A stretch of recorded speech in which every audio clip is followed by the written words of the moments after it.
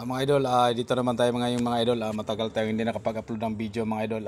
Ito mga idol ay isang Supremo 150 mga idol. Ang problema nito mga idol ay hindi nagcha-charge yung kanyang baterya mga idol.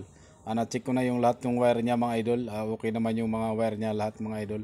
Pati yung kanyang regulator mga idol okay naman. Ayan mga idol, meron siyang neutral light mga idol kanina mga idol. Si kanina mga idol, wala talagang karga yung baterya niya mga idol. Kaya nilagyan ko muna siya ng charger mga idol. I-charge ko muna yung baterya niya para magkaroon ng karga mga idol. Ayan mga idol, kargahan muna natin mga idol. Yan, kaya meron na siyang neutral light mga idol. Ngayon mga idol, binaklas ko yung kanyang stator mga idol. Doon pala yung nagkaroon ng problema yung kanyang stator mga idol. Nasunog yung kanyang stator mga idol. Kaya pala hindi siya kakarga yung baterya, wala siyang supply papuntang charger ng baterya mga idol. Ayan mga idol, natanggal ko na yung kanyang stator mga idol. Ayan, yung fuse niya mga idol, okay naman yung fuse niya mga idol, wala namang problema mga idol.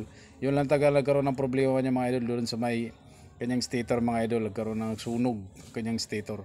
Ayan mga idol, natanggal ko yung kanyang stator mga idol. Ito na yung stator niya mga idol, mga idol. Tingnan mo mga idol, na meron siyang sunog mga idol. Ayan, yan yung problema niya mga idol, na hindi siya nagcha-charge yung kanyang regulator mga idol. Yan. Sa kabilang side mga idol, okay pa yung side niya mga idol. Pero yung kabilang side mga idol, nasusunog na yung kanyang stator mga idol. Kaya ngayon mga idol, papalitan natin siya ng stator na bago mga idol para magkaroon siya ng supply papuntang charger mga idol. Ito mga idol, ito na yung bago mga idol na ipapalit natin na stator mga idol. Ayan. Bagong bago mga idol. Oh. Ayan mga idol, naikabit na natin yung kanyang stator na bago mga idol.